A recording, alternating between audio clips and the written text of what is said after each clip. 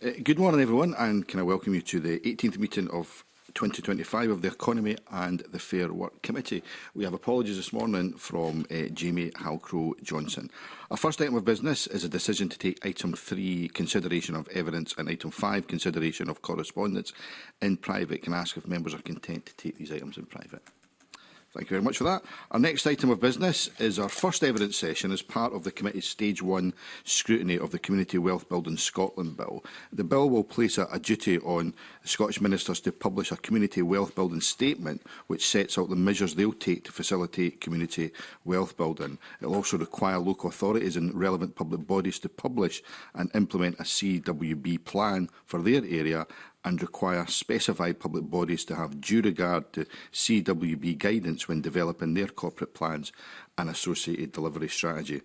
The committee has received 97 responses to its call for written views, and I put on record my thanks to those who took the time to contribute.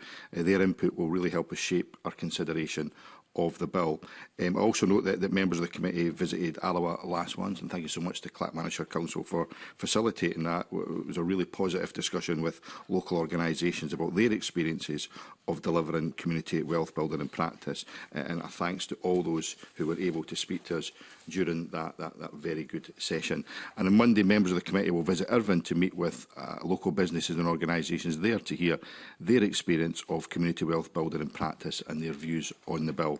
Today is the first of 4 oral evidence sessions to consider the bill itself, and I'm pleased to welcome Professor Oliver Escobar from the University of Edinburgh, Councillor Ellen Forson, Leader of Clackmannanshire Council, and Neil McInroy, Chair of the Economic Development Association for Scotland. Thank you for joining us this morning, and as always, an appeal to members and witnesses to keep questions and answers as concise as we possibly can. And can I kick off the first question? It's really just to ask the panel whether they believe the bill itself achieves the purpose of community wealth building being implemented nationwide. Do you think that it will make that difference and deliver that, and whether or not you think legislation itself is actually necessary, given that the work that's taking place in communities at the moment? So a straightforward question to kick off. Who wishes to kick off the process? Neil. Yeah, I'll kick off. Thanks. Good morning, everyone. Just to say that I am the chair of EDAS, but also work for an American think tank called the Democracy Collaborative, who invented the term community wealth building in Cleveland, Ohio. And I helped to develop the 5-pillar model that has been adopted in Scotland and elsewhere across the globe. I think overall positive about this potential legislation. I think it's a significant change. I think it builds on the practice that's already taken place. I think it's a good thing. I would also go further and say that the bill and the primary legislation offers a generational change to economic development by, in effect, making community wealth building as an economic development model a statutory duty placed on local authorities and other partner and named bodies.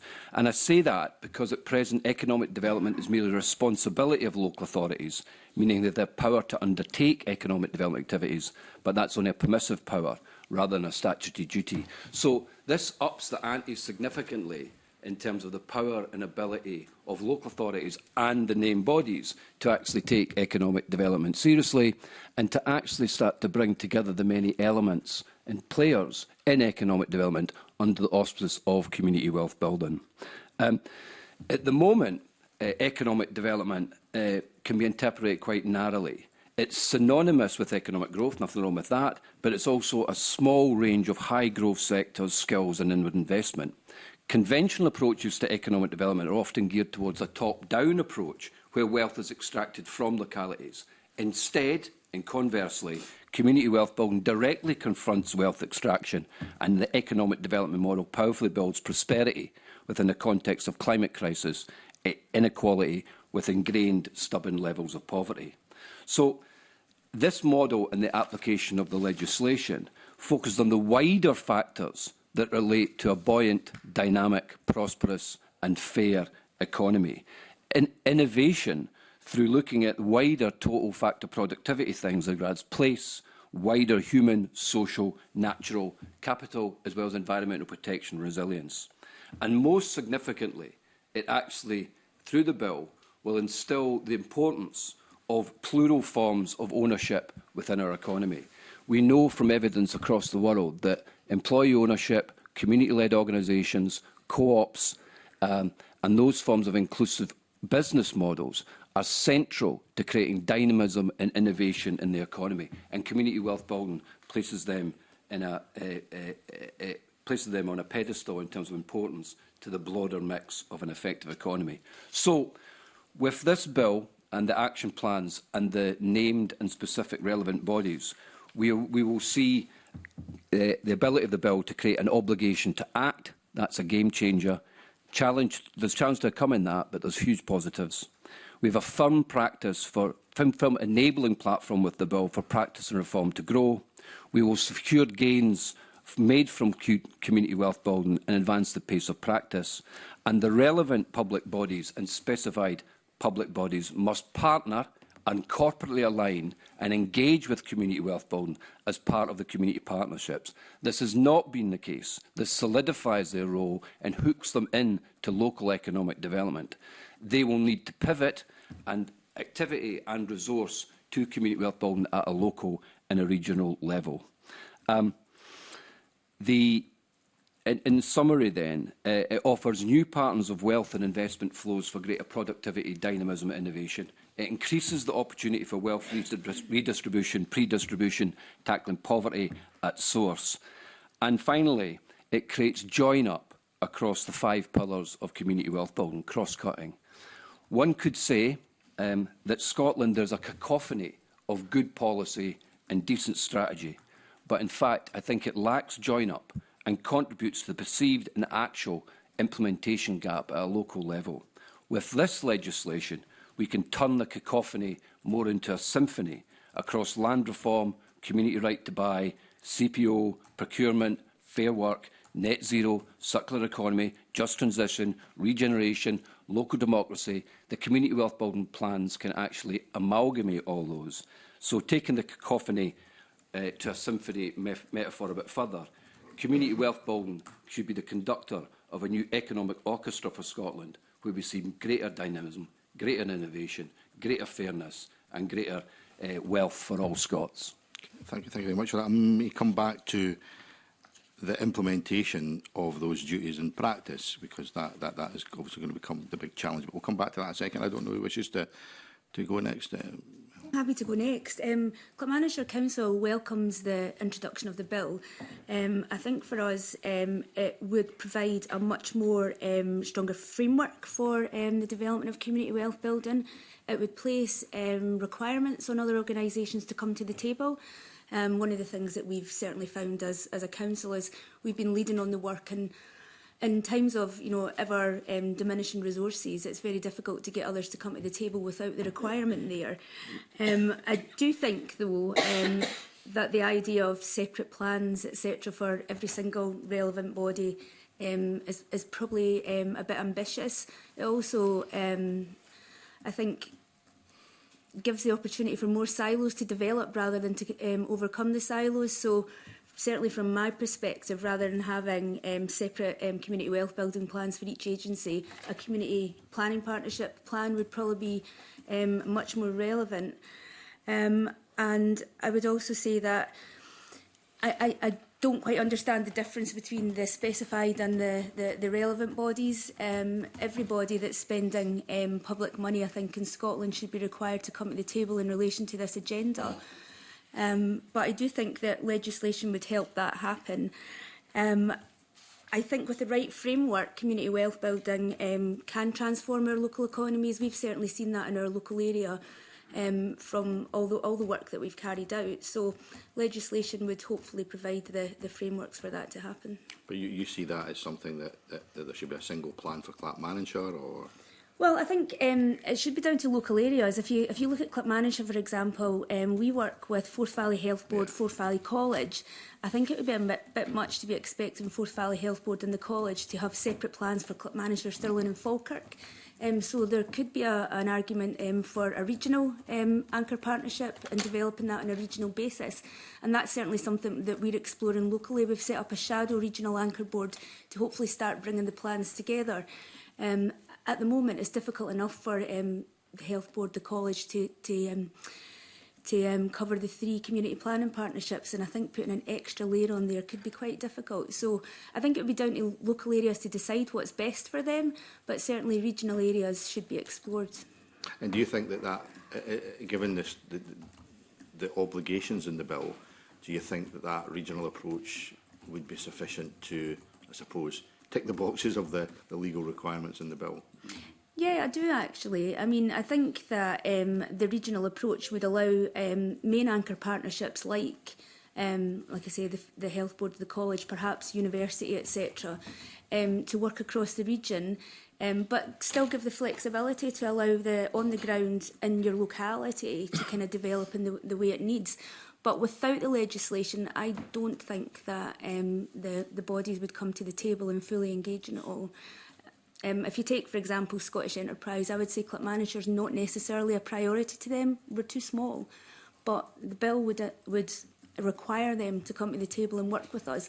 And I think, as Neil said as well, at the moment, economic development is not a statutory requirement for local authorities. So when we're looking at areas where you may be having to kind of reduce resources, that is an area that does get looked at year on year. But putting that in the statute books means that it would be a requirement for us to deliver it. Thanks, well. Professor Escobar. Yeah, thank you. I'm so taken by the fact that you think like Lanarkshire is small. It's 5 times the size of the average local authority in mainland Europe, because we have regional authorities, and I think that's part of the challenge with implementing. But I want to say it's great to have this bill. I'm just really proud that Scotland is leading on this, and it's going to be, as far as we know, the first piece of legislation of this kind. So it is needed, yes. I think it's going to kind of rekindle the community empowerment agenda, which has been a mixed bag in the last 10 years, with some achievements, but a lot of broken promises, especially from the perspective of communities and communities having more opportunities to lead their own agendas. I think it's going to give some legs to some of the narratives around the well-being economy. So I think that all of that is good. So I don't want to repeat what has been said. So for me, the main concern is the implementation gap. Now, what I mean by that is we have a very large evidence base about the failures in implementing local government-led partnerships. So community planning partnerships, health and social care, well, that's not quite local government-led, but every time that we put local government in charge of leading these spaces, it creates a number of issues because there are power inequalities. And I'm not pointing the finger at local government, someone needs to lead it. What I'm saying is it should be co-led. I think community wealth building partnerships have the opportunity to take lessons from previous experiences with partnerships and give a stronger role to community representatives in the community sector at those tables. Because otherwise, my concern is that will it be consistent? Formally, it will be consistent, but then in practice, on the ground, it will be highly dependent on whether you have a local authority, whether there's some real leadership that understands the value of partnership in this kind of economic development and innovation. And that is an uneven picture. We've seen it in other areas. So in collaborative governance studies, which is the kind of field that studies this, there is this concept of collaborative advantage, right? You partner because you're going to achieve more together than you're going to achieve on your own. But often, and this is what we have seen in Scotland with similar partnerships to the ones that are being institutionalized here, what you get is collaborative inertia. That is when people tick the boxes, people fill the action plans, people do the talk, do the meetings, but then there is a massive implementation gap because there is no levers of power to compel certain actors to share resources, to think differently, to reform their internal structures. So that is my concern. My concern is the implementation gap. So I was trying to think, right, I imagine some members of the committee, or maybe most members will think, well, that will be something for the guidance, right? We'll think more about implementation at that stage. I guess my final point is what can be done with the legislation that will not leave it to the guidance and goodwill when it says that local government needs to consult relevant persons, that is very open. And in some places that will mean very little. Community partners will be brought as tokens, and probably the least powerful community partners in that particular area. So what can be done in this bill to give a stronger footing to community representatives? And that might be community anchor organizations in some places. In some places it might be community development trusts. It varies from area to area, but I think community representation needs a stronger footing, and the expectation of community participation needs a stronger basis in the bill.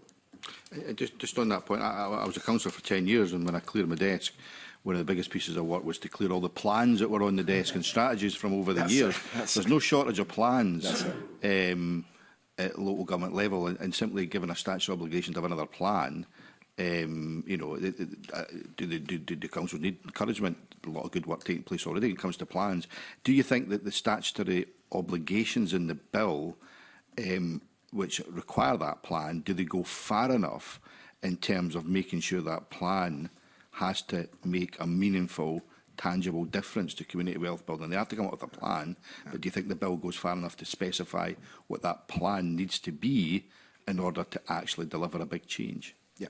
So actually I was thinking about this when I was going through the consultation document. And I can think of two aspects or two mechanisms that could be. I mean, there could be an added element of accountability through something like a community audit that happens every 5 years for the national plan, maybe every 3 years for the local regional plan. That could be a mechanism, and that could be, we could use some innovative participatory ways of involving people from the local community, because that adds an incentive for the partnership to, they're going to be held accountable, they're going to be scrutinized, they're going to be advised on how to proceed next. It adds an element that might help. But the other element would be to actually try and build within the expectation of the community wealth building partnership, the expectation of having a strong community representation, because that changes the architecture of incentives around the table. If the community action plan, in the community wealth building action plan, needs to be co-produced and co-designed, it's harder for any single actor to just do it in a way that is convenient to them. There is more countervailing power, as we call it in the research, which essentially is a stronger set of incentives for different players to realize that they are interdependent. This is the final, I don't want to get too academic here, but there's one single factor that we have seen all over the world in all kinds of partnerships. No matter where we test this, we always see this. There's one single factor that makes partnerships work, and that is interdependence. Unless people feel that they depend on others in order to achieve what they want to achieve, they are not going to collaborate, right? And sometimes interdependence is very obvious. I cannot get that service delivered. I cannot take that economic decision without these players, and that's fine. In some cases, it needs to be mandated. People need to be made to realize, yeah, I do depend on this range of actors in the local area to collaborate with us to deliver this ambitious plan. So something that creates incentives for that interdependence and getting that at that bill level will then, I think, make it easier at the guidance level to put in place measures that don't depend just on the goodwill of actors. I suppose the same point to other members of the panel. Do you think that the statutory obligations, other than delivering a plan, go far enough to make sure that that's a plan that actually delivers tangible difference? Look, it's a good question. I think there's a lot running on the guidance here, the guidance that follows it. I do think, though, that the elevation through the bill elevates community wealth building to a place in terms of the national economic strategy. And I think that kind of power is important there. It's not just, at the moment, you've got community action plans already without legislation, but it ups the ante because it's significantly placed within the wider economic strategy, and also the Scottish Government need to report on it. Also, I would say, and Ellen will certainly know this more than I do, but my experience of the community wealth building action plans that we already got in Scotland, all the areas I went through the recommendations, you've done good jobs with it, yeah? And that action that's been done there is because it's meaningful, it's real, it's quite granular, it's in the particular of those places. It's not highfalutin, it's really in the actual detail of what the bodies can do within that place to advance community wealth, and there's actions there accordingly. But Ellen will come into this, I'm sure, but it seems that there's a cap, there's a limit to what they can do in terms of deepening and amplifying those actions, because there's other players they need who need to actually start to play ball. So Clackmannanshire, North Ayrshire, Fife, they're doing a great job with existing plans. I think there have been quite good outcomes with those plans. But the point is they can't get the volition, the abilities of those other players to really play ball with those plans. This bill allows that. It gives them a little bit more of a jemmy. It gives them a bit more of a tie into those other organisations, which means they can do more of those actions and deeper those actions. Is that fair, Ellen? Yeah, I would completely agree with that. If you take, for example, the Child Poverty Action Plan, there's statutory obligations on both the Council and the Health Board to deliver on that, and there's equal obligations on there. So the players on that come round the table, and there's actually really, really good collaboration there. But would that happen without the statute? I'm not particularly sure, because these things are generally seen as a local government function, and it's something for the councils to lead on. So the legislation, I think, has to be clear about that. I think Neil is right. There's a lot riding on the guidance here, and guidance is always open to interpretation. So I think there needs to be very, very strong lines and expectations that everybody that's included, whether you're a specified or a relevant body, you will come to the table on that. Plans as well. I mean, we've got plans coming out over years, but in Clackmannanshire, we've recently reduced 30 plans down into one plan. So instead of submitting 30-odd different plans to the Scottish Government every few months, we do one plan. We got that signed off by the Government, and it's actually providing, I think, a much more cohesive agenda for people, but also a much more clear view of where all the different plans interact together, because none of these plans work alone. The Community Wealth Building Action Plan will be part of the Child Poverty Action Plan. It will be part of your Tackling Violence Against Women and Girls Action Plan. You know, all the plans that come together. So you can't take these in silos. And I do worry a little bit about that. But just on that point, so you'll have people at the table because they'll be legally obliged to come to the table.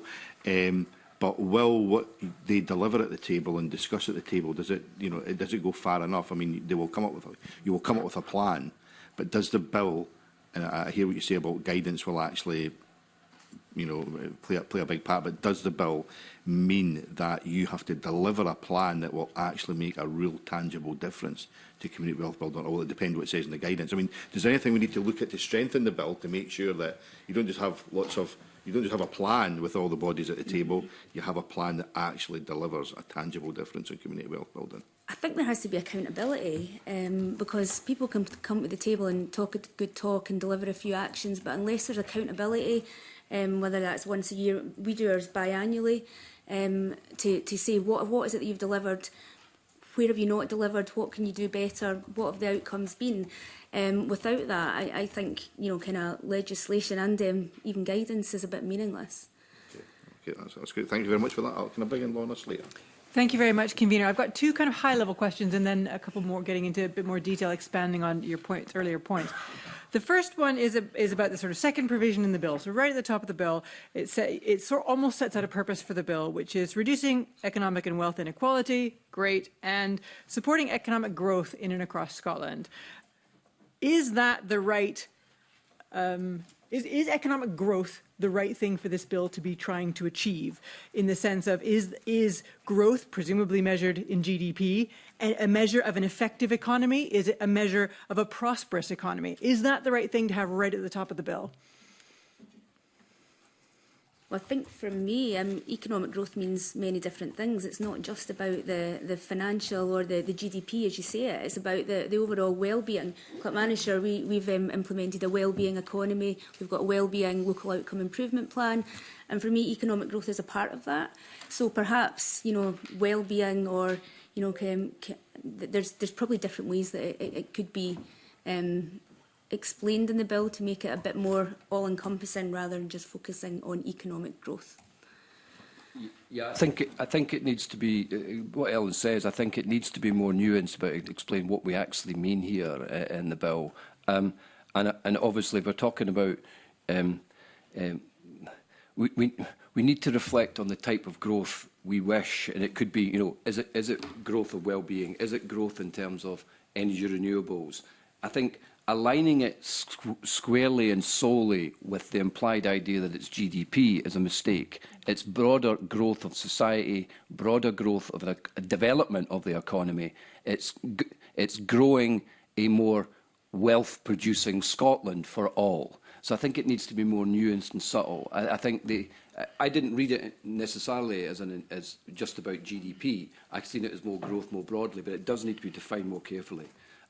I think it would be a mistake to see the bill as something that is, and I've seen it said by others, that's advocating for GDP economic growth. I don't think it is. I think it's more subtle than that, and I think that particular clause in that statement needs to have this more precision about exactly what it means.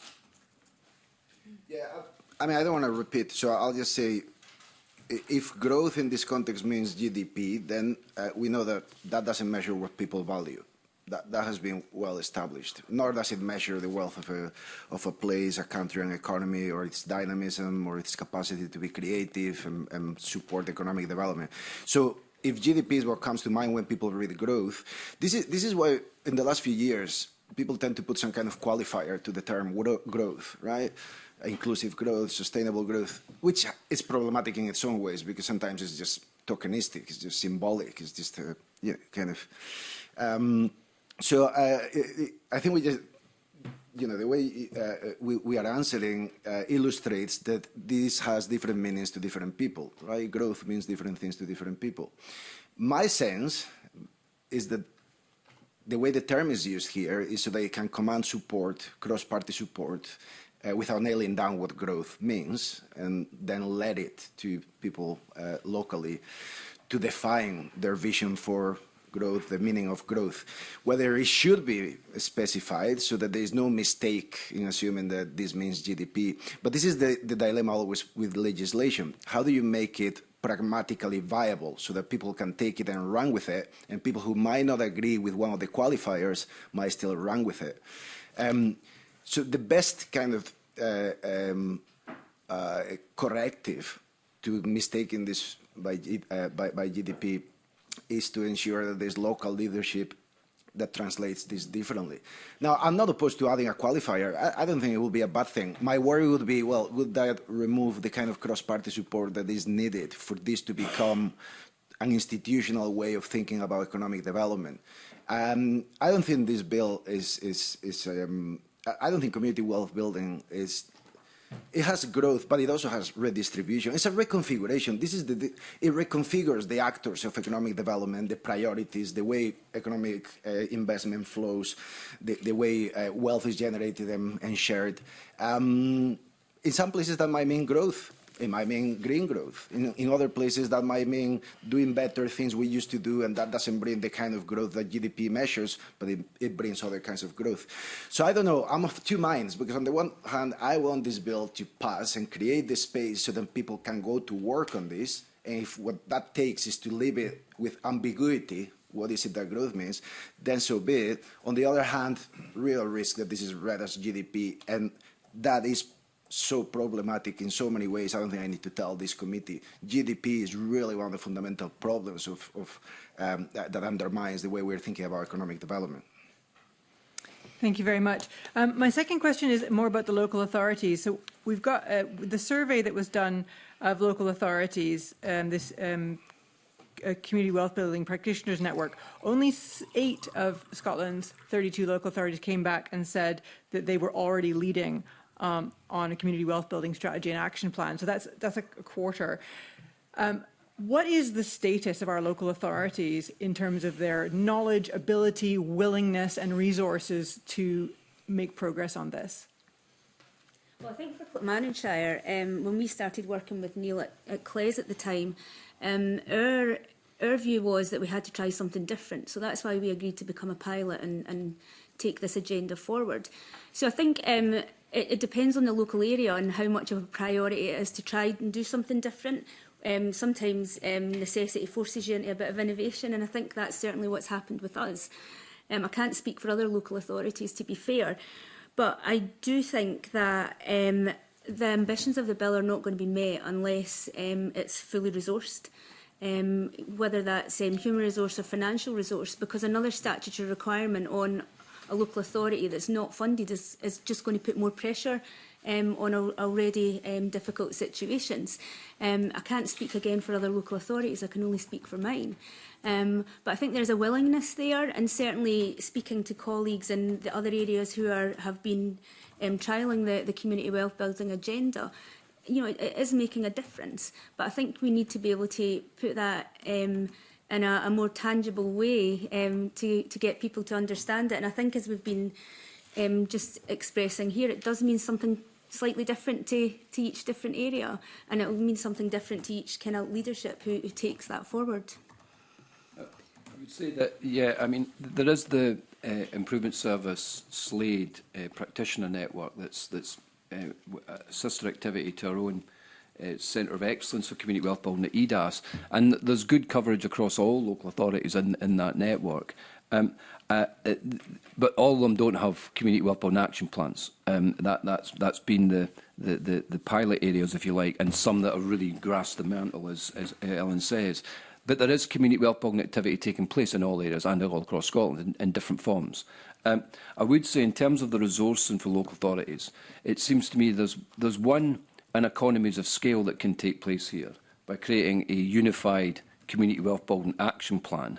And there's also, I think, potential, and it's in the guidance again, I think needs to be, is how does the name bodies and I always get the names wrong, name bodies and the relevant public bodies, how do they pivot their own activities towards this economic development activity, community wealth building? So we do need to resource these community wealth building action plans effectively, of course, and local authorities is the preeminent body in that. But we need to see a pivot of activity and resources from those named bodies and those relevant bodies to actually play into the community wealth building action plans. And you know, we could say, you know, all those agencies do good work, and those agencies will say, oh, we've got a big entry of stuff to do. This is a pivot. It's a reprioritisation in Scotland to community wealth building, because implicit in the bill and in community wealth building activity more broadly, it's saying this is a good way. We can deal with the climate crisis, we can get wealth for all, we can have more innovation, we can have more dynamism. What's not to like? Those agencies should be able to pivot the resource and activity towards this activity. What it can't be, and there's a danger, that it just becomes another thing for local authorities to do. Yeah, it's not another thing. Yeah, it can't just add to the cacophony. This is actually a means, from an economic development perspective, with greater social and environmental gains. It's a means by creating a more coordinated orchestra to all that stuff, with local authorities and community partnerships at the core of it.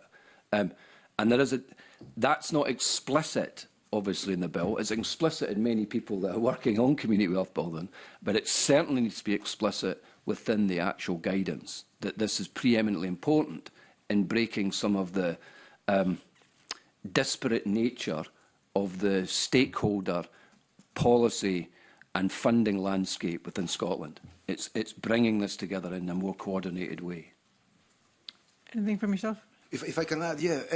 So the situation of local government in Scotland is very unusual. It's very atypical. It's one of those cases that international textbooks, Scotland, England as well to some extent, but Scotland is put there because this is really extremely different to most local governments anywhere else, right? Local government in Scotland is really a regional scale rather than local, how others will understand local, and it has far less powers than most other local governments. So the risk in Scotland is that sometimes local government is seen as a delivery arm of national institutions and national government agencies. So then local government finds itself in this double squeeze. From the top, ever more duties pushed to it, and then from the bottom, communities wanting more devolved powers. Now, you can't really devolve power you don't have. And if a lot of the power you have is for statutory duties, that cannot be, you can, you know, work with it, but you cannot devolve it. So that's structural, right? And this bill is not going to touch that. There's a broader agenda which I'm sure you will be aware of around the local governance review, Democracy Matters too. All of that is really going to be important for this. But the point is that the capacity of local government is already very diminished as it is now. And so unless this goes the way Neil is suggesting, reconfiguring things rather than adding on, I think that's going to be trouble. And I'm saying this now based on the role of practitioners, right? One of the things I saw in the financial statement, I thought that it seems a very, very limited level of investment that has been put into this. In some places, that's going to probably amount to half a practitioner focused on this. Others will have maybe 2, 3 in a team in the larger places. So here's what we learn about that kind of approach in community planning partnerships. What you end up having is, in the larger local authorities, you have 2 or 3 actors who are right there in the middle of these other really powerful players, right? In CPPs, NHS, and so on, in business interests, as well as them other services. But they have no power. These practitioners have no power to compel anyone to do nothing. So they depend completely on soft power. Now, if you're really lucky and you have practitioners like Ellen and others that I've met who know how to work the system, work backstage, negotiate, create a space, then fine. But not all local authorities have that kind of practitioner. Often, you know, a community wealth-building practitioner will be new to that role and will spend probably a couple of years just making sense of the mess that it is navigating local governance. So in that context, the agenda really will suffer in local authorities where the staffing is not there to drive this. And because they don't have that kind of, the kind of power, and because they depend on soft skills, negotiation and mediation and backstage work, then it can really go in different directions depending on people. But here's the thing: is there something that can be done in this bill? The only thing I could think of, but again, I don't have legislative imagination. That's you know, but I count that others here might. But the only thing I can think of is we did notice a difference when a partnership practitioner, and in this case a community wealth building partnership practitioner, was based in a part of council that has power, so the chief executive's office or the finance department. So the place where this new staff is going to be placed might be one of the ways in which the soft power becomes a little bit harder. If they are placed on a remote section of the council that is already kind of on the margins of where the decisions are made there, then that's going to be a problem. They are going to have to use even more soft power. And this is, I mean, you know, no one is that good at using soft power to get big things done, right? That's very useful. I'm just kind of delving into maybe that point a bit further and some of the points raised earlier by Councillor Forson around how the community wealth building partnerships might be made effective to cross that implementation gap, to not just add another layer, but make it effective. And in terms of your thoughts, if there's anything else you want to add on the accountability, governance, and structure of those to make them really effective. Yeah, I mean, I'll pass it on in a second, but I'll just say I do think there is a strong case for a community audit. We proposed this about CPPs, and I think it could have changed the game 10, 15 years ago already. But anyway, a community audit that is fairly regular because that adds new eyes, new voices, priorities that are more grounded. I think who needs to be sitting around that table, not just that the lead actors are going to consult relevant people. No, there has to be, and it's difficult to specify this because some areas don't have a community anchor organization. So how do you get community interests represented? Some areas might have a good community council. There will be exceptions because, again, we haven't reformed them for 50 years. So we just, this is the thing. If this was happening in a context where local governance was strong, there will be so much potential for this to really, you know, to avoid the implementation gap. But because this is happening in a vacuum of things that haven't been reformed over years and have been left to languish, like community councils, for example, then you are in trouble because how do you name in the bill community representation? How do you build that there, right? So I don't know how to, but certainly a stronger wording than just consulting relevant persons, as it is in the bill now. I think that's part of it. The expectation that these action plans are co-produced, but not just for the action plan, but literally by the way in which then the action plan is over time developed, which shouldn't depend just on the local government. In some places, the key actors are going to be other economic actors. So they need to be, at the moment, a lot is assumed here that the local government is going to be the lead force. In some places, local government doesn't have that much capacity. In some places, community anchor organizations have a stronger capacity to drive this agenda. They should be at the table, right there as partners, as equals. Yeah, it's like lessons from elsewhere outside of Scotland suggests where you get effective implementation of community wealth building and effective partnerships. I think there's a number of ingredients. One is that there's a higher body recognises the significance of it. And that's what the legislation does, and obviously they need to report back to government. And it could be more regular, I think, that's identified in the bill. It could be every year there's a report back. So status is important for a partnership that's sitting around that thinks people are watching here. Yeah, people are paying attention. The second thing that's important is that, particularly from an economic development perspective, is that it's seen as it links to economic. It's got levers that can actually be pulled. Yeah, it's meaningful. Yeah, and the community partnership relating to community wealth building should have levers to pull because we've got these other bodies, and they name in terms of what their play would be. So it's not pulling something nothing connected. There is actually connections there to wider economic strategy and people who have resources and capacity. And the third thing is that it's about the actual place rallying around this agenda, the communities, the people, the businesses. Now, in other areas, there's clearly a degree of dissemination and learning to be done in the wider population and businesses. But this is pretty much common sense community wealth building. It's not as abstract as economic development. This is about building wealth for businesses and communities. So it's building that bigger constituency, if you like, who actually get behind it. So it's about government, higher order, it's about the economic strategy with levers, and it's about this wider constituency of people who get it and buy into it. Also, this is about an action plan. Yeah? So these are community wealth building action plans. They are not just a corporate statement of intent, they're action plans. And again, a lot lies in the guidance. The EDAS already have a guide for community wealth building that some local authorities are following. That is kind of key. This is a different, I would place this plan that we're talking about, a different sort of plan. It's kind of the plan that has the Gantt chart, and you're doing this, you're doing that, there's the outcome. It's a focused plan. I'm not saying the community planning partnership plan's not like that, but there is a little bit of nebulous quality in some of them, and it's perhaps not as directional and focused on who's doing what. So I think, again, it's back to the guidance later in terms of just making sure that the plans are meaningful. Yeah, I would agree. And again, I'll just reiterate the point that separate plans and people kind of going off and doing their own thing won't work. There needs to be a way to ensure that anchor partnerships work together. I think we've been talking a lot about public bodies here, and I'd just like to kind of maybe bring in business in the private sector a little bit. Because there has to be an incentive sometimes for, kind of these organisations to come to the table.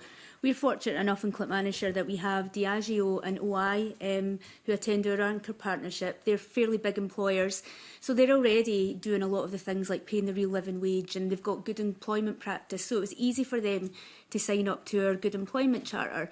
But in an area like Clackmannanshire, where over 95% of your businesses are small and medium enterprises, the difficulty is how do you incentivise them to come to the table and get on board with that as well? Because, the nature of being a small business means you have far more challenges than a big corporation. So we've struggled to, I suppose, engage with the smaller and medium enterprises. So the challenge there is how do you incentivise them to come to the table, because public bodies are not going to make this work on their own. There needs to be the buy-in from the private sector. Thank you very much. My final question then is around the relevant and specified bodies lists, which I have a few issues with, but I just wonder about your thoughts. And one is that within those lists, for example, the specified public bodies, there are some of those which have vast tracts of land and other assets, and others which do not. And those are wildly unequal in terms of what they can bring to the table for community wealth building. So I wonder about your thoughts on that, and also about whether the right all the right organisations are there. I noticed that while regional colleges are on the relevant list, local colleges are not, community councils are not, other health boards, are the enterprise agencies in the right places on the lists? I just wondered if you had any thought about those lists. You go. I don't see the need for the specified and the relevant, quite frankly. I think if there's going to be a duty on public organisations, it should be an equal duty.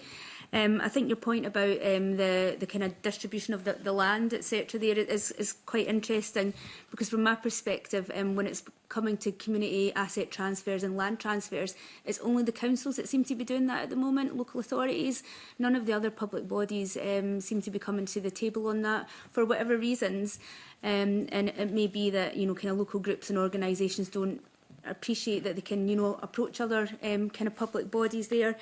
So I think there's a bit of work there, but I do get a bit worried if you've got a national agency like Police Scotland and they're only a specified rather than a relevant body, because they have huge kind of financial power behind them, procurement power, employment power. So I think that the requirements on all public bodies should be the same. I think that's a good point, which Ellen makes there. I think there's different buckets, if I can call them that, different categories of organisations. And it's got this, phrase, relevant public bodies and name bodies. It seems to me that, the question is why and what are they going to be doing? And I think some of them are preeminently important for economic development.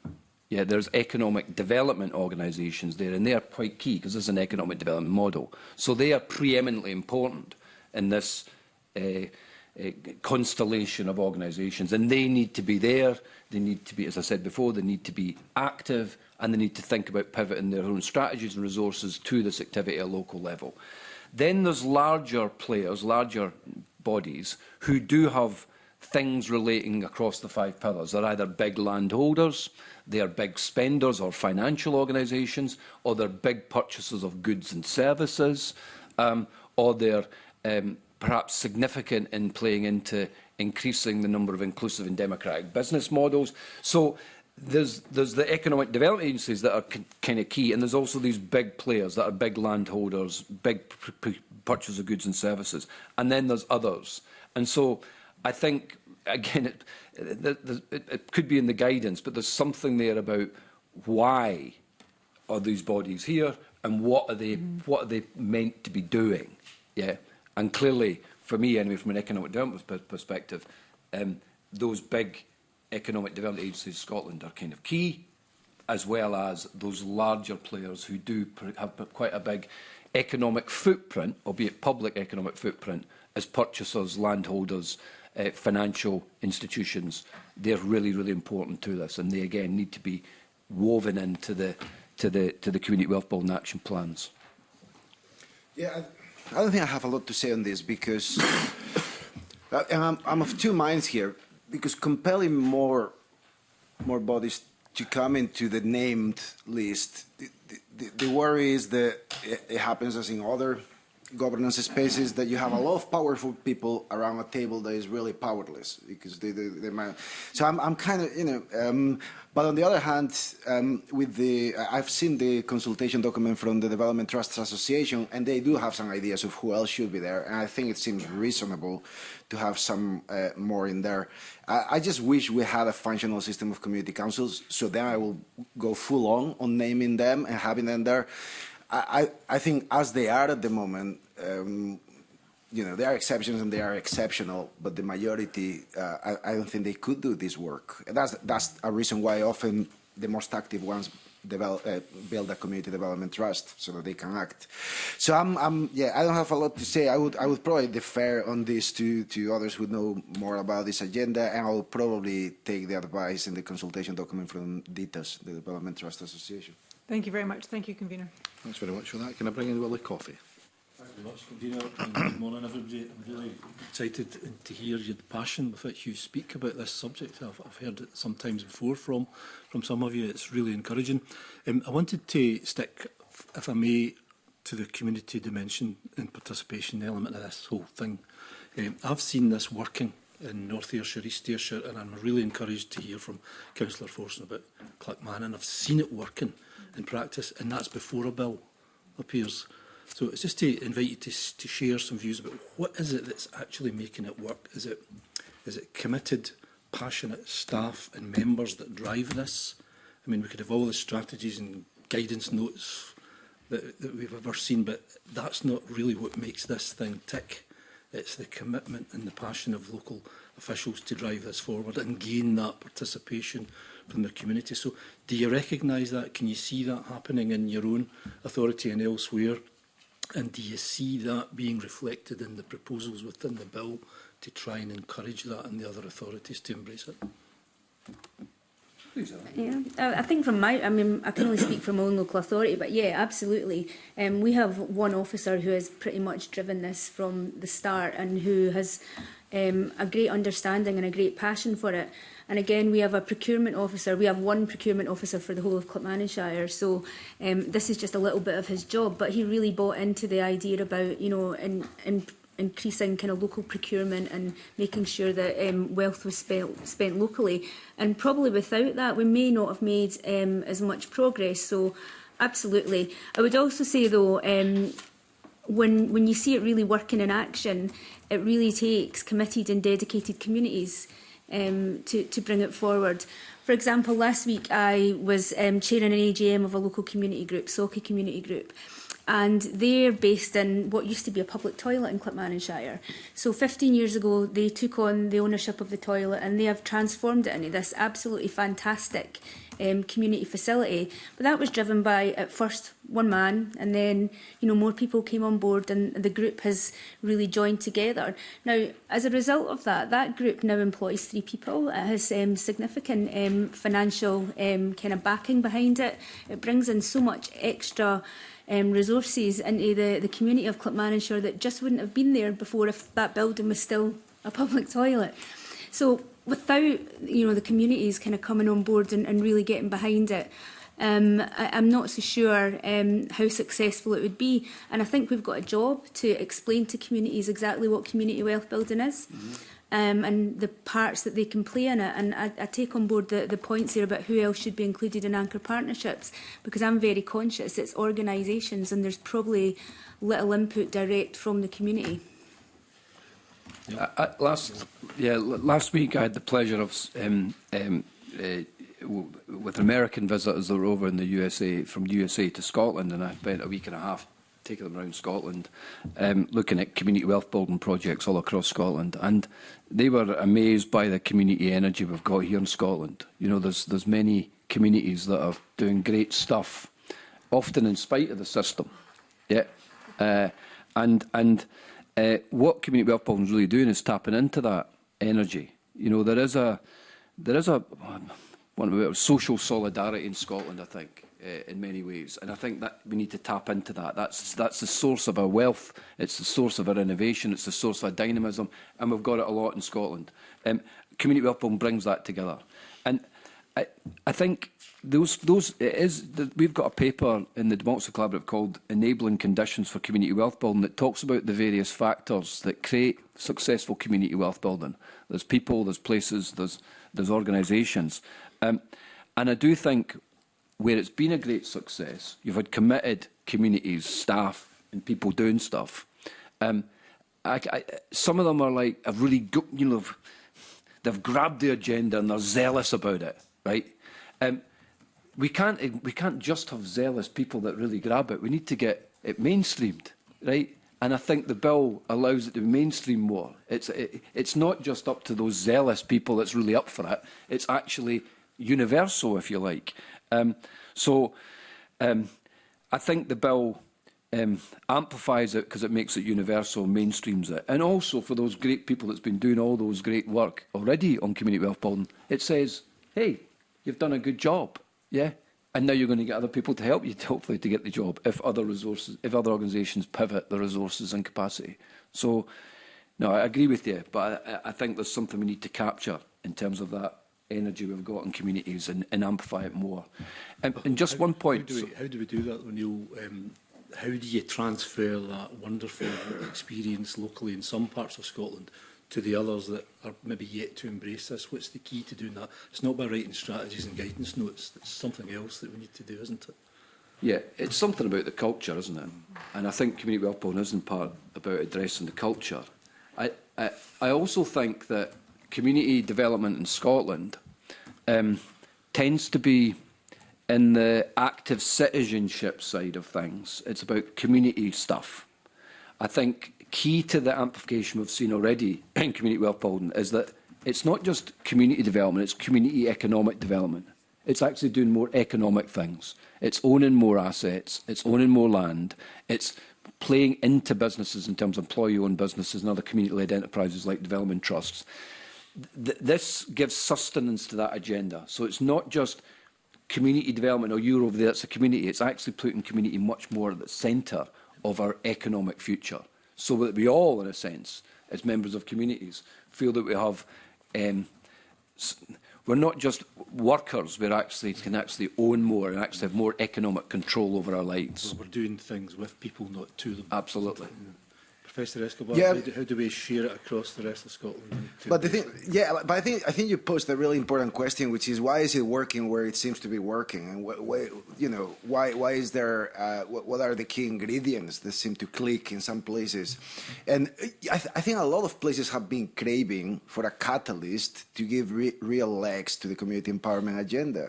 So these are the economic. You cannot have community empowerment without economic development, economic strategy. That was which is why back, some of us here in this room will have been there when the Community Empowerment and Renewal Bill, as it was called in 2012, it took 3 years to develop. And it was always thought as a first step. It was never meant to be standing on its own 10 years later. So for me, this is part of that broader story and builds on that. And a lot of people on the ground have been waiting for something that gives them the space, the authorizing environment, the language to kind of work in new ways. So I think that that's part of why it's clicking in some places.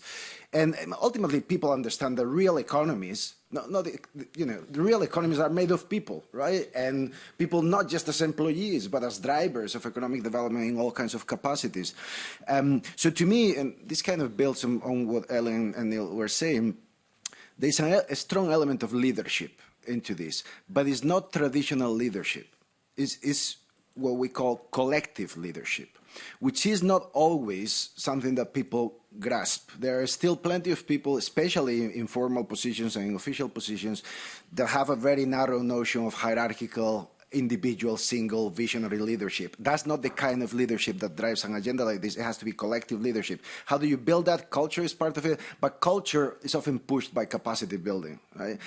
This is why I was concerned about the financial statement, because I think it's underestimating that these people are, the people who are going to be driving this agenda are not just going to be driving the development of a plan, the bringing together of partners. They are actually going to be at the forefront of spearheading a massive culture change program that changes the way public administration works and thinks, that changes the way communities are held, the way businesses of all kinds are brought into the picture of economic policy development. So that is massive, and that requires capacity building. That means specific things, and I could tell you about the training programs we have at the university to support that kind of stuff. It's not impossible. It can be done. It does require investment. So but one final point. I think this is something that is hard to accept, especially for legislators, and also I've been for 20 years in Scotland.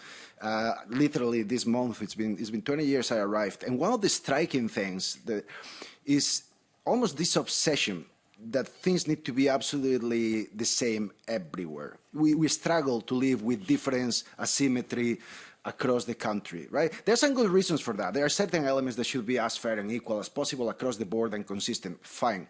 Agendas like this cannot be measured according to that yardstick because different places are going to go at different paces, right? So we need to live with difference and asymmetry, except that some places might take longer. They might kind of wait and see until Clackmannanshire is showing the outcomes, and all of a sudden, you know what, we want a little bit of that. And then you will see how quickly people pivot, but we need to hang in there and not expect everyone to go at the same pace. In some places, some of the foundations are not there. They'll have to be developed first. So, which is why that collective leadership element is going to be crucial, which is why I kept making the point about not putting all of that burden on the shoulders of local government. Could I come in on that? Helen? I think the point there about capacity building is really, really key. As a local authority, we've invested quite a lot in capacity building, and both with our officers, communities, but with community planning partnerships. We've done a lot of work with the Hunter Foundation and Columba 1400, really to focus on the whole culture change thing, because it has been a huge step, I think, over the last 5 years to move away from traditional ways of delivering kind of local government and services to the new ways that community wealth building offers. But it has taken a long time to get there, and it has taken significant investment to allow us to do that. But we're on the cusp of something now, and it's quite hard because I think we're at the point where we need to take our hands off and almost let kind of the communities take control of it themselves, and we're doing a lot of work around that as well. That's quite an uncomfortable position to be in for an elected member. Okay, some great answers here. Thank you very much for that, Convener. Thanks very much, Willie. Councillor Forstner, you'll be pleased to know that myself and Gordon MacDonald, as part of a visit to Alloa, visited that former public toilet, now a fantastic community hub to meet the team there, and look at the tapestry as well, which was fantastic. But that was a really good example of a big change in the community. The nicest former public toilet I've certainly ever seen. Can I bring in Gordon MacDonald? Thanks very much, Convener. Good morning, panel. I've got a couple of questions I want to ask. One of them, I think, we've fairly covered, but I just wanted to recap in case there's anything to be added. It was basically, how can the bill be improved? Now, I've been taking notes, so I've got addressed the implementation gap, the requirement for financial resources, the need for co-design, the importance of interdependence, and a community audit. Is there any other areas that we should be looking at in order to improve the bill that I haven't listed?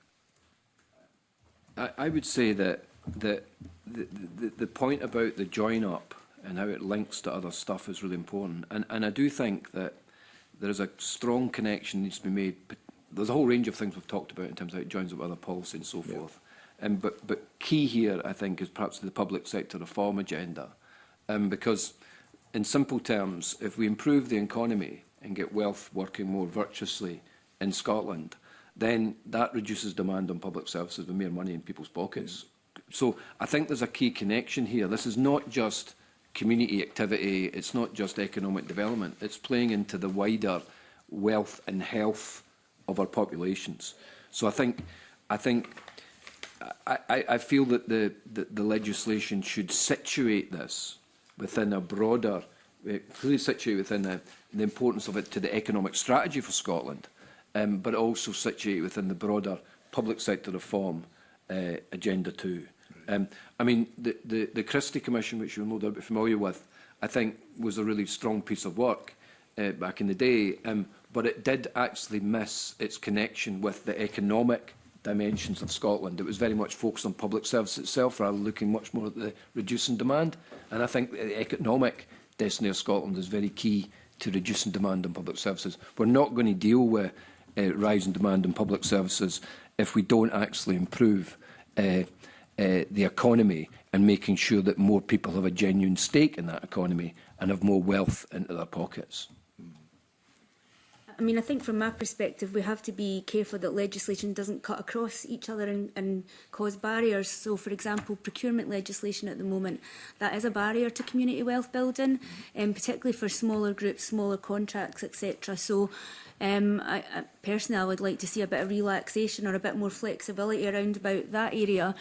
I would also say that when funding comes from perhaps governments, both governments, I would say, it would be good to have the flexibility to use that to support community wealth building agendas. Very often funding comes and it's got very strict criteria and it has to be spent in one way by a certain time. That doesn't suit this agenda at all. So a bit more of flexibility around there would be particularly helpful from my perspective. But very, very clear that we don't need the legislation to cut across other legislations and cause more issues rather than solutions. Okay, Professor Escobar. Yeah, just I would probably stress. I'm not sure if it was on your list. So the community representation aspect, which is a difficult one. It's difficult to articulate in legislative terms, but a stronger nod to that. not just an expectation, but a stronger.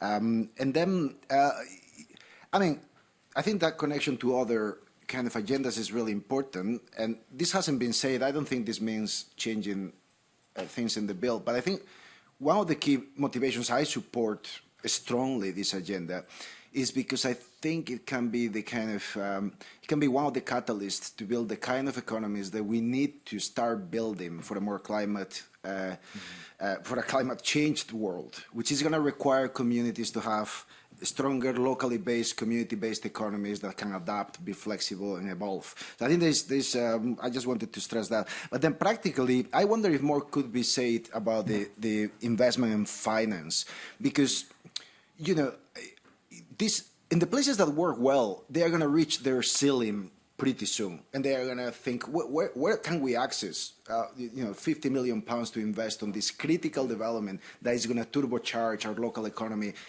according to the values that we feel are relevant according to our priorities and local needs. And it's good to see the Scottish National Investment Bank there on the list. I mean, there are question marks about what it's doing, how well it's working, and all that. I think there needs to be, at the moment, there's a ceiling here, which is you'll be doing well if you have an action plan, if things are being reported, if you're kind of implementing and driving. But there is not enough to say, yeah, but by the way, here are the channels. There will be a way of connecting to large-scale financing. There will be a way to gain more capacity as you keep evolving this agenda. And that, I don't know what can be done. Again, I'm not a lawyer, I'm not a legislator. I always find it really, really difficult to think, is this relevant for the bill or is this something for later, right? Mm-hmm. But I think there's something about financing and investment. Just on that point, when we were in Alloa, we heard from one of the credit unions who said that they had money and they would like to invest in community wealth building, but the legislation that governs them ties their hands. But of course, that's reserved to Westminster.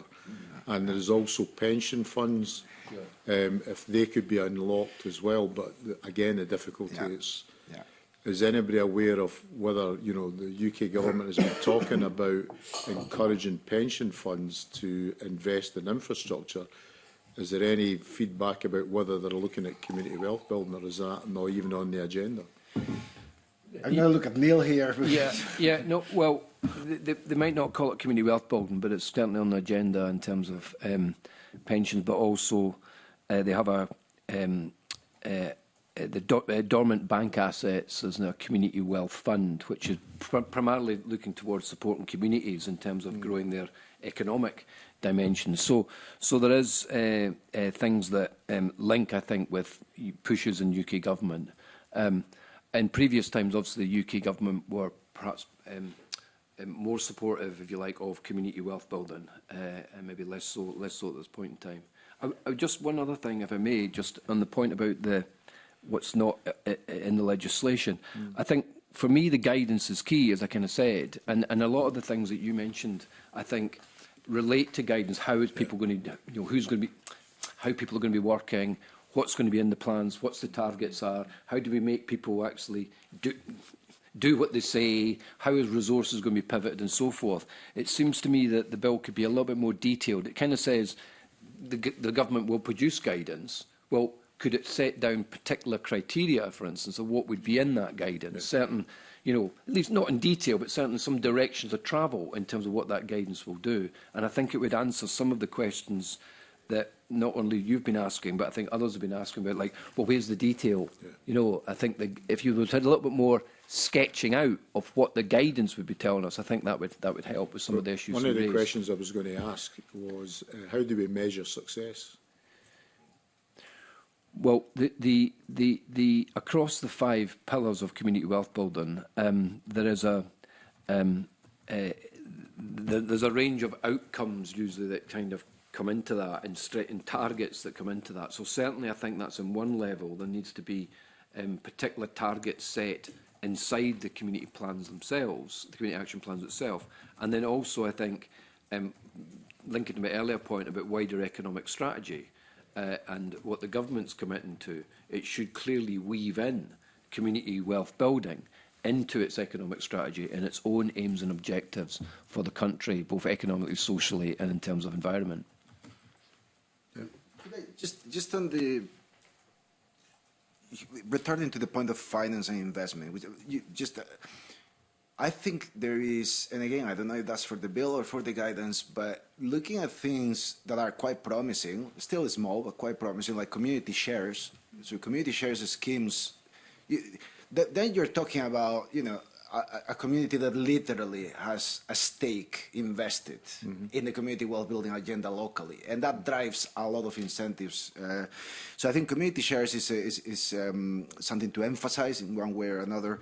And then, dare I say this, because I think this, every time I mention this, I get really stern looks. I think we need to keep asking hard questions about the limited borrowing powers that local government has in Scotland for this kind of investment, there is, again, comparable to other countries, it's no wonder that local government in Scotland cannot see itself as a stronger engine for economic development. The fiscal powers are very limited. It's one of the things that has hindered other agendas. Participatory budgeting, for example, which still, in some places, it still has some legs, but it hasn't reached the potential that we were hoping for when it was introduced. And a lot of it has to do with grasping that nettle. In places where participatory budgeting works, these are places like Curitiba in Brazil, where the local government raises 80% of its own revenue, right? So it has tremendous fiscal power, so it can channel things. Now, we don't have that here, so we need to work with those constraints. But this is just to signal that, okay, this bill is this bill, and there are these elements that can be considered to improve it. But we just need to keep making the connections to other agendas, the local governance reform, the taxation reform, because all these things need to work in tandem. And that's the bit that we haven't quite done enough. And my hope is that this gets us thinking in that way, because this bill and all the good stuff that is there already, and the changes that can be made, is so dependent on all these other things that we need to keep all those balls in the air at the same time. Yeah. Just very quickly, I'm slightly disagreeing with Oliver, if I may, and I agree with that macro context and that framing, but it's important to say that the Community Wealth Building Bill, the practice that's around there, this is about a reconfiguration of how we do things and how institutions operate and function in Scotland, including those the name bodies. So, whilst I accept your point, we shouldn't say, oh, we can't do it because of this, because of that. This is a realisable opportunity. We're seeing some of the stuff happening already through the community wealth building activity. The legislation solidifies that and also gives more grunt to it, if I can say that word. And we shouldn't see it as being like, oh well, we're never going to manage it because the financial envelope's too small. I think this is it's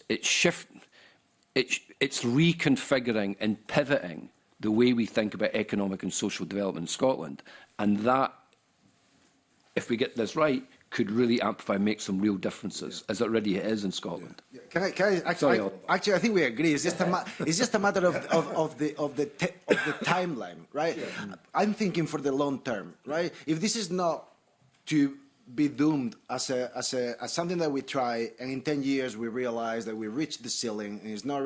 If we're thinking of this as a reconfiguration of economic development in Scotland, we're thinking 20, 50 years time, then these are the big issues that need to be grappled with. The power of local authorities to borrow and invest, our taxation system, all these kind of things. And there's something, I think it was pointed out earlier, a lot of this stuff is already working in practice. Right? So this always reminds me, one of the first research projects I did, I spoke to someone who was a really active doer, a policy worker who got a lot of stuff done. And she told me, right, so I know this that we are doing here works. So it's your job now to go and see if it works in theory, right? It works in practice. Does it work in theory? We are at risk here of thinking, okay, it's working in practice. Can we make it work in legislation? So as long as the legislation doesn't get in the way of the good stuff that is happening, it builds on it, and it sounds by the testimony of Ellen and other people who are working on the ground, this doesn't get in the way, this helps, this takes us forward. I think I'm confident that there are not major gaps, but some improvements can be made. Okay. And Ellen, I just wanted to ask one question. You've got experience of the action plans because you were one of the pilot areas. Should there be targets within the action plans about local procurement or asset transfer times, etc.? And should there also be penalties for non-compliance? I think there definitely should be targets. You shouldn't have any plan without a target and knowing what you're striving to achieve. There would have to be realistic targets, I think. Should there be penalties? I think that's a bit punitive. What would the penalties be? We're not going to penalise ourselves for not, kind of reaching something. But we should always be, I suppose, striving to meet the targets. And again, if you're not, why realising why you've not met them, reassessing, kind of targeting your efforts, etc. So I'd be a bit worried about penalties and who would do the penalising. Yeah. Okay, that's me. Thanks very much. Thanks very much for that. Can I bring in Murdo Fraser? Thank you, Convener. Good morning to the panel. I just want to follow up some of the lines of questioning from my colleague Gordon MacDonald.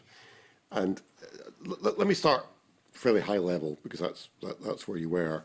And you're all enthusiastic about the benefits from community wealth building. You all make a very persuasive case in terms of selling that to us. But setting that aside, what this committee is looking at is this bill. And the bill, in effect, requires public bodies to produce action plans. And I think there's a concern, I think, Neil, you kind of hinted at this earlier, that in a local authority, they're stressed, their budgets are squeezed, they've got 101 other things to do. It gets given to an officer, it might not even be someone dedicated to do this job.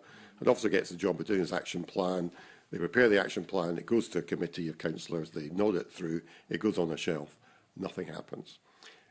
So is there a danger that you're overselling this bill to us in terms of what actually it will deliver? And the second part of my question is, if that is the case, what do we need to do to this bill to make sure it actually delivers? Oh, I'm happy to start quickly because this is the accountability element, how to build things into this. That's why I mentioned a community audit, not just because it's a nice thing to have, but because it changes. If you have more people, if the local authority is seen as the key driver, and the key duties are placed on it, and everyone else is going to kind of play along more or less, but depending on, then the incentives for the local authority to drive this strongly are going to depend on local factors, like the right people in the right places, the right leadership. Now, if you have this as a space that is more co-produced, where you have a range of community interests and business interests represented and expected to be there, then that changes the game. Now, you could ask, do they need some kind of channel to say, our local authority is not living up to and have a channel to the minister at the time to, what's the name? There is a term for this, a recourse of some kind, so that a community group or a community organization can say, look, in our area, this is a tokenistic exercise. We have done the work, we have developed the plan, that's dependent on certain measures, these targets are not being met, it's been 2 or 3 years, we need further kind of pressure applied. I think something like that might not be a bad idea. It's not, I don't see it as punitive, I see it as a mechanism for the community to exercise its right to say, if I'm investing my time in this, I want it to accomplish something, right? So I think it could be stronger in the accountability. We know that again, it's the problem with other partnerships. What you have is different players that have different lines of accountability. The players of that community wealth building partnership, each of them is going to have a different line of accountability to a different public body or a different governance level. So unless you build in internal mechanisms like a community audit, like a recourse of appeal, ministerial appeal, I don't know what would be the name. Unless you build those things in, so that then communities on the ground have that mechanism, then you're at the mercy of other factors that are external to the locality. Okay, thank you. Yeah, it's like, no, yeah, I mean, I think I probably am not overselling. I'm certainly giving this, the pitch here, Mr Fraser. And I suppose it's partly born out of experience. I suppose that I've been working in community upbuilding now for 15 years or so, and I can really see the benefits it can bring in the terms of maturing of economic development. It can play into too many policies that don't really, or strategies that don't land. It plays into that. It plays into the failings of regeneration or revitalisation, as they say in the USA, where you throw money at the problem, but it doesn't actually solve the kind of underlying causes. It plays into the economy that's not working for everyone. Yeah, it plays into the idea that there's a global economy there, a global financial system, that actually is quite difficult for places and small countries to actually play into that in some way. It also plays into the idea that you see economic growth and success, but some people think, well, how am I benefiting out of that? Yeah, and also it plays into the world we're in, the climate crisis we're in, how we need to build greater resilience locally and as a nation. So I was in South Korea late last year, and South Korea, a successful economic country, you know, innovation and dynamism that we in Scotland would like, you know. So why are they interested in community wealth building? Because they have a problem of some of the revitalisation, regeneration not working. Not everybody's really benefiting from some of that economic growth. They've got some depopulation in certain parts, and they see community wealth building as an antidote to that. So I think I'm making a selling job here. It's up to then, in terms of this legislation, to be taken on board fully by Scotland and the Scottish Government. This is not just another piece of legislation to add to all other ones. I would say it's preeminently important and needs to be seen as such. You have got in the bill that the Scottish Government will make a statement around what's happening. They need to see that statement as a very important thing they're delivering. I would say probably every year of here how we're making progress on community wealth building. I think the agencies themselves, that are named, the named bodies, are really important to this. There's a cultural shift in them, who they also need to be seen as really important. And also, I think communities and local authorities who are already perhaps more into this space need to elevate the significance of this. So what I'm saying is that there is a danger that it's just a piece of legislation, but I think there is a wider activity within the guidance and wider activity around the legislation needs to take place, where it's seen as this preeminent importance. And I'm saying that, implicit in what I'm saying is, community wealth building and the bills come about, yeah. I still don't think it has a status in terms of the national economic strategy for Scotland. I think it's seen as a community wealth thing that perhaps doesn't have that centrality, and I think it should have that centrality. And in that it can create a means to actually bring together much of the good policies around in Scotland in one central action plan at a local level. Okay. Maybe Councillor Forsing could ask you a specific question around procurement, because Gordon MacDonald touched on this, because Clackmannanshire Council has done very well in terms of procurement, opening up to local companies, and you've got a very good track record. So how have you been able to deliver that? And is there anything that currently prevents other local councils from doing what you've been able to do? I mean, I think from our perspective, we are small and we know our local businesses, and we have a real focus on engaging with them. So we regularly, 3-4 times a year, hold Meet the Buyer events where we invite local businesses to come in and engage with the council. We try and support them through going on all the different frameworks that they have to go on, which can be quite onerous for a small business who do not have, dedicated people to procurement, focused on procurement or chasing contracts. So we've been very focused on that. There is nothing stopping other local authorities doing that, I would say, at the moment. I suppose it just comes down to priorities.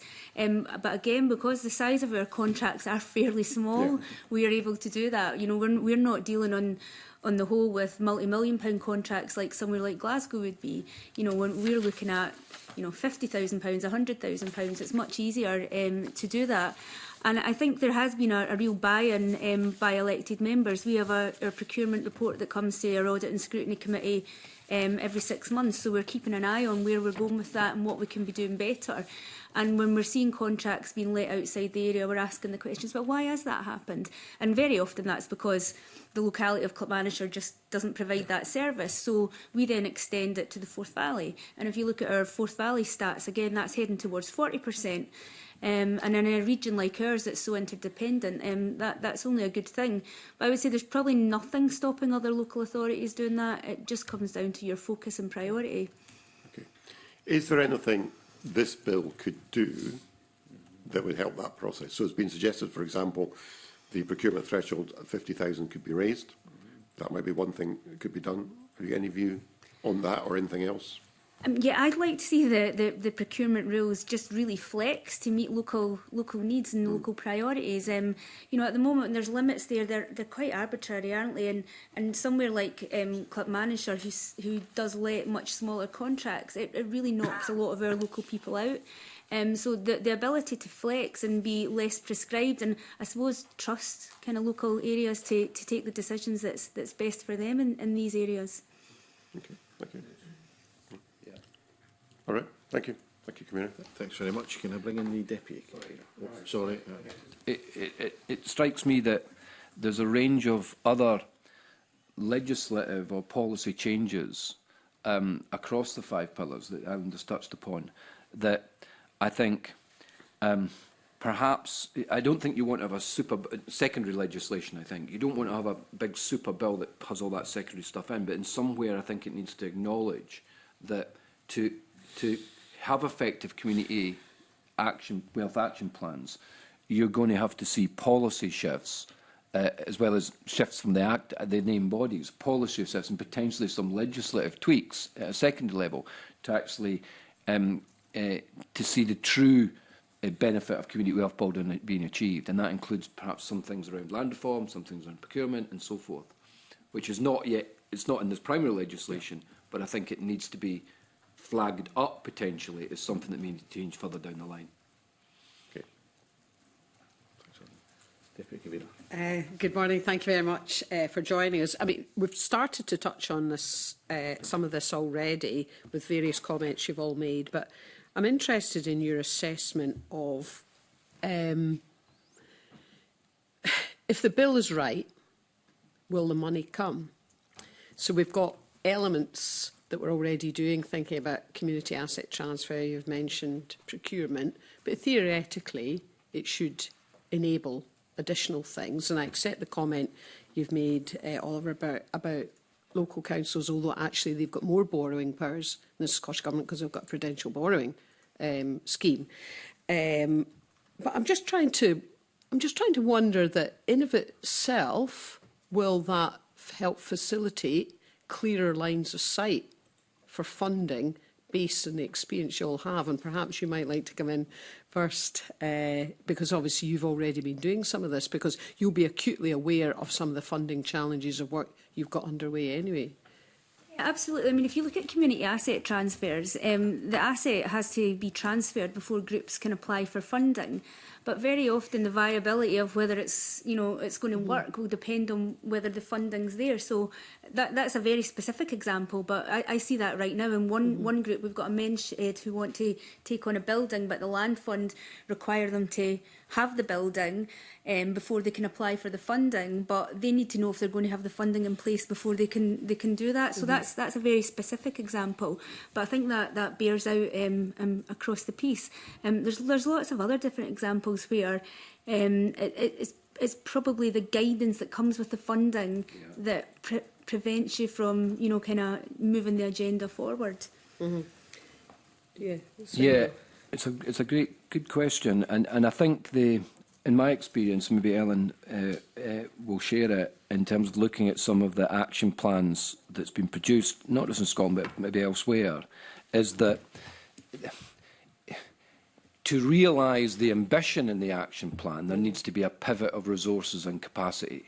And at the moment, that pivot is not there to a great extent because the bodies that have the resources and capacity are not round the table. There's no duty on them to actually be there. So I think we should see this as a means by which there is these shifting of priorities of those named bodies who've got resources. For instance, an example recently I came across where there was I won't name it, but in Scotland, a viable, ongoing, good-sized bakery in this town, and the owners were retiring, and they wished to see the employees, to take ownership of that business. The employees didn't have the capacity or the skill set to actually take on an employee-owned firm. So the owners was caught in a bit of a bind, looking around for support. Classic community wealth building. This is about actually creating an employee-owned firm. Classic, spreading the wealth to the workers and so forth. They had to just go to the market and sell the property, which is now no longer about bakery. Now, that is something that you would expect, a key going concern, employing a number of people, quite central to this town's vibrancy. They had a number of local suppliers as well, and all that stuff that's going on, is that some of the agencies around were not supporting it adequately enough because employee ownership is not seen as particularly significant. It's kind of marginal to some of the big agencies. It's more about the big ticket investment and so forth. So you could imagine a pivot of some of those organisations that support employee ownership. They would see it, OK, they're smaller, they're not their 200-job factory, but many, many types of firms around that in Scotland. And it's a pivot of resource and capacity on the basis of this action plan. So that's the sort of thing we should be thinking about here. It's actually about a reprioritisation of existing resource towards this kind of stuff. And just before I bring in Oliver, I mean, I completely agree. Our entire financial system arguably is geared to the bigger and the clearer and with perception of less risk, which means something that's already pretty tried and tested, where there's, and that seems counterintuitive to some of the changes that could be affected at community level by this bill. But we are where we are. Yeah, I mean, I work across economic development in the USA and elsewhere across the world, and what I see generally, right, is a move away, right, to create resilience, to create local, place-based economic development. You're seeing a move away from the big-ticket investment coming in. It's still moving to much more thinking about building from within, building from the creativity, the imagination, the innovation that's all around us, and building from there. And Scotland is a land of many small places and many, many small businesses, and businesses that relate to place. We should be placing our economic development strategy on the basis of that. Well, not just the basis of that. That should be a key component of how we build a prosperous and fair Scotland. It's about what happens in our towns, in our cities, what happens in those local entities and in people themselves wanting to set up, be entrepreneurs and set up their own businesses. That, I think, is the key to the economic strategy. And that is what you're seeing in many places across the world. There's a pivot away from the big inward investment to building from within. It's interesting, in California, they've just passed they have an Employee Ownership Act. Now, the land of the free, California, why are they interested in employee ownership? Because they understand that the large global corporates that make up a lot of Californian economy is actually, a lot of the wealth is extracted, a lot of the wealth disappears to far offshores. Some of those shareholder-driven organisations tend to misallocate capital. They don't reinvest in the firm in R&D, reinvest in skills. Smaller firms do, employee-owned firms do. In fact, I think it's proven that employee-owned firms are 9% more productive. So that form of entity is key to Scotland's economic destiny, and I do believe that the Community Wealth Building Bill is actually placing a torch and putting a preeminence on that type of economic activity. And I know I keep promising to Sorry, I went on a bit there. Apologies. Sorry, Oliver. I mean, this is really interesting to me to try and understand the real blockers and to what extent this bill can enable it. And thinking about economic strategy, that in of itself can indicate intent, but it doesn't necessarily bring all the pots of money to the table. Yeah, there's some control over public sector, the variety of things, some of which Councillor Forson's mentioned. But we also talked earlier about SMEs. Primarily, a lot of that is going to come from banks, and if they're not at the table, and again, they'll take a completely different view about this in terms of their attitude to risk.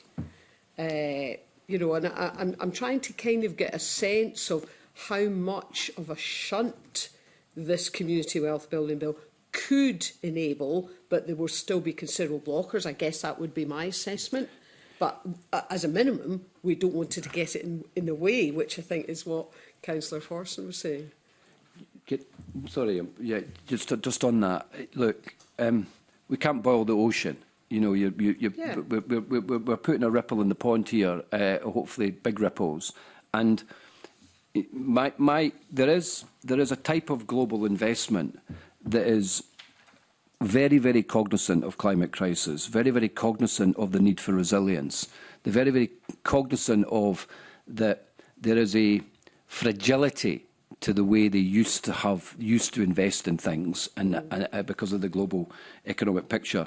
And you are seeing, particularly in the US, I'm aware of, you're seeing finance houses pivoting towards community wealth building, like employee-owned firms, like cooperatives. They're seeing that as both, they will make good business decisions. Yeah, they're there for the long haul. They allocate investment capital in effective ways in R&D and development. So you're seeing quite big private equity houses moving towards this sort of stuff. So I think to have a good legislation that promotes community wealth, that talks about plural ownership and inclusive ownership models, Scotland, you will see different types of investment, and you'll see a pivot of investment towards those types of entities, because they're not just landing for the sake of economic growth. They're actually relating to that place, and there's investment in the place and the community and local authorities in that economic entity. So I think, look, I'm talking it up. We are at the beginnings of a new type of economy being created, and I do think Scotland should be the forefront of creating that greater inclusive and democratic business models in Scotland, and community wealth building is a way of achieving that.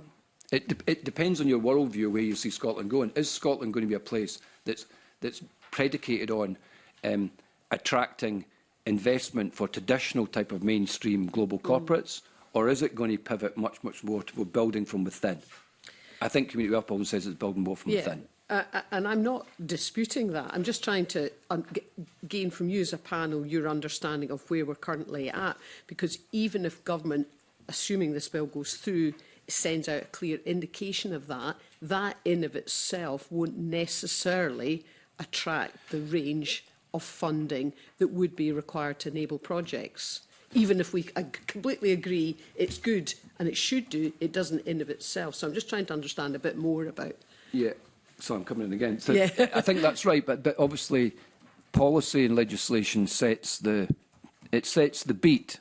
Yeah, it's not the whole music, but it sets a beat. And clearly there's particular bodies that are named who do set the tone for financial investment in Scotland, do set the tone for inward investment in Scotland, do have conversations with a whole range of different types of financial bodies. The legislation sets the tone for that, it sets the beat for that, and of course some of those organisations should be around the table of the community partnerships. So it's setting a different tone and culture. Sorry, I'm going on. Okay. Ellen and Oliver. I was just going to say that the legislation really sets an intent and a direction of travel, and I suppose it empowers these kind of specified or relevant bodies to take decisions that are backed by legislation and that can support community wealth building.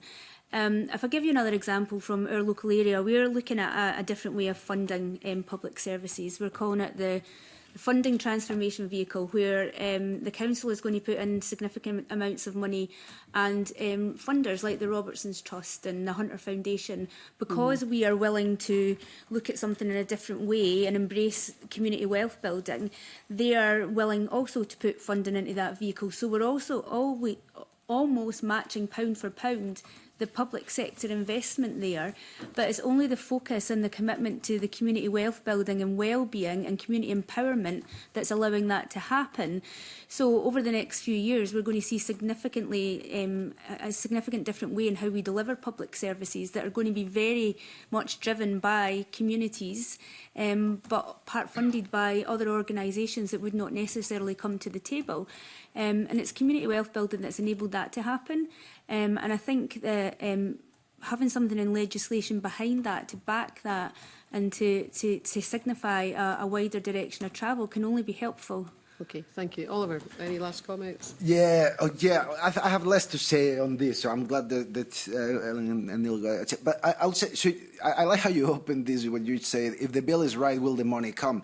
And that's part of it, and I'm going to say something about that. But I think that the point that Neil made about, there's assets, resources, creativity that are already in communities and are either blocked or are not getting the channels to kind of, this creates this creates a space for that stuff to be unleashed, and I think that matters, and that includes things like community shares, which again I think have potential in this space.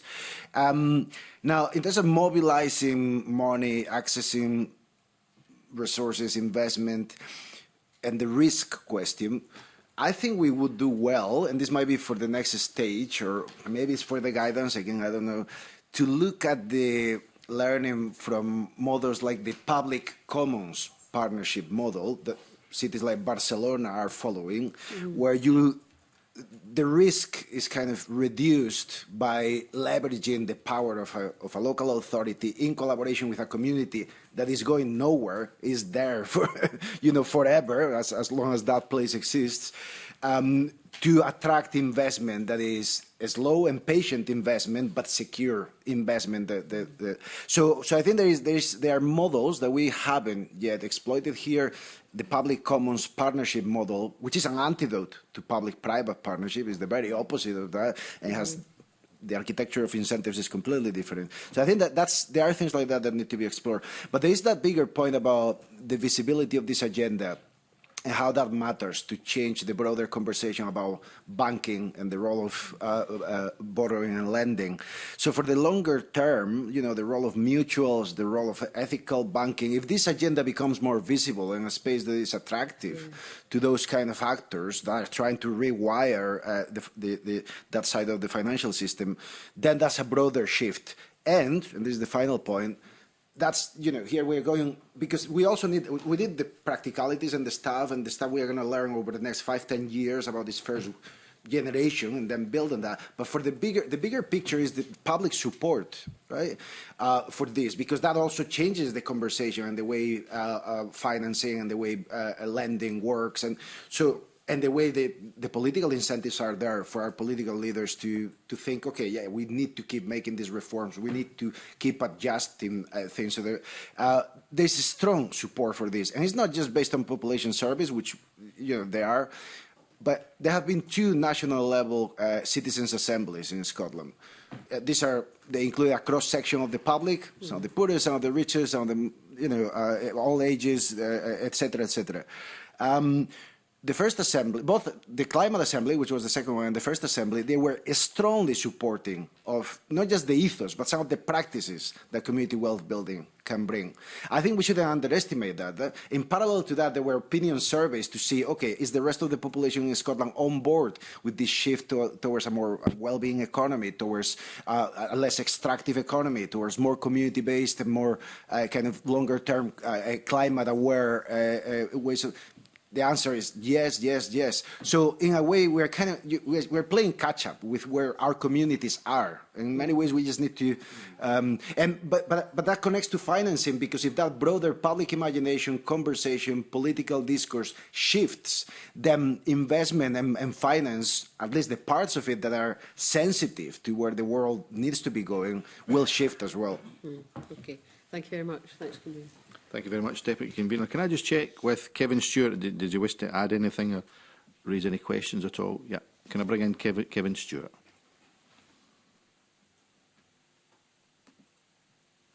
Thank you, Convener. Can you hear me okay? Yeah. A very interesting discussion this morning, and thanks to the panel.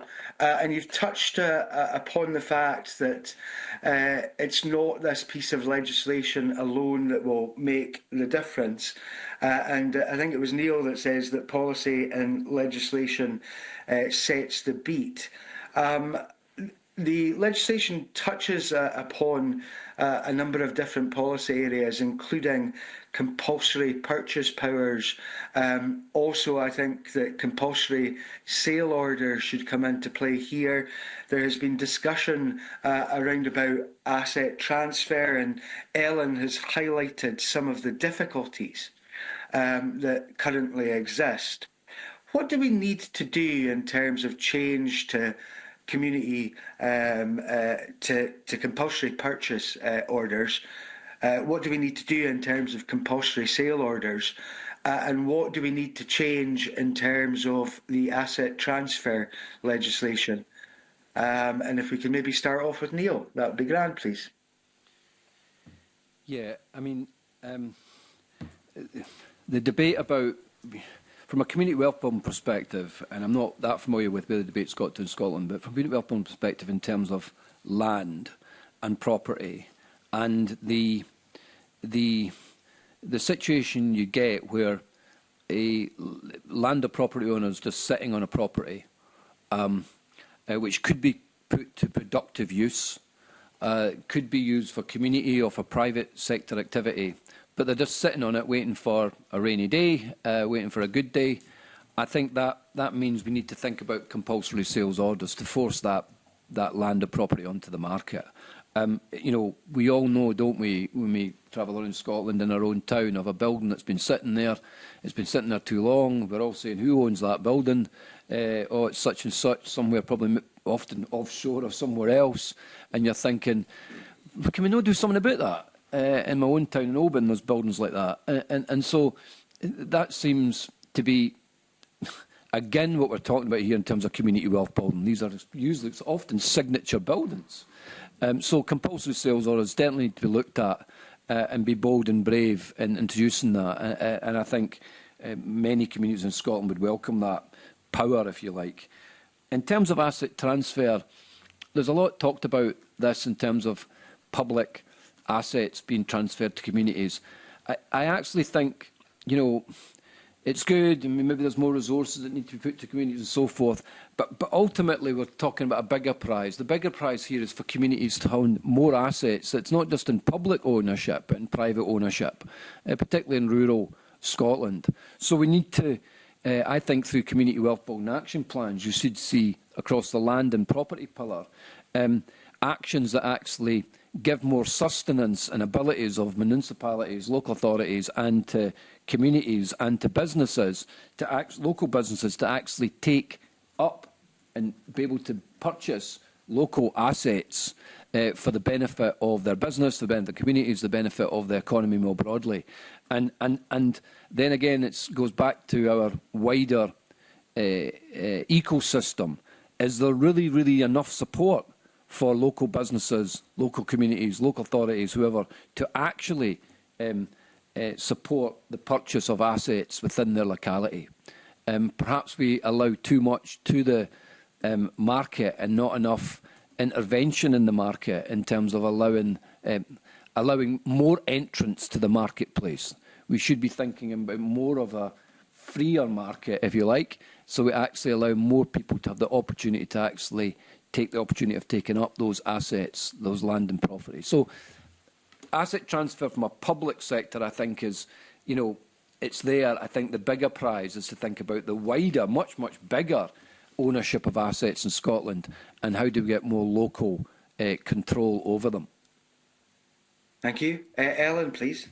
Yeah, as Neil says, I mean, we can all probably identify a building in our town centres. I'm dealing with one in Alloa town centre at the moment that is a bit of an eyesore. It's impacting on the businesses next door to it. But when they come to the council, there's limited action we can take. And some examples, they're owned by pension funds. And when you contact them, that's one building of 10,000 that they own, and actually they really don't care what impact it's having in Alloa Town Centre and the businesses. So some ability around about there about compulsory purchase or sales orders would be really, really helpful.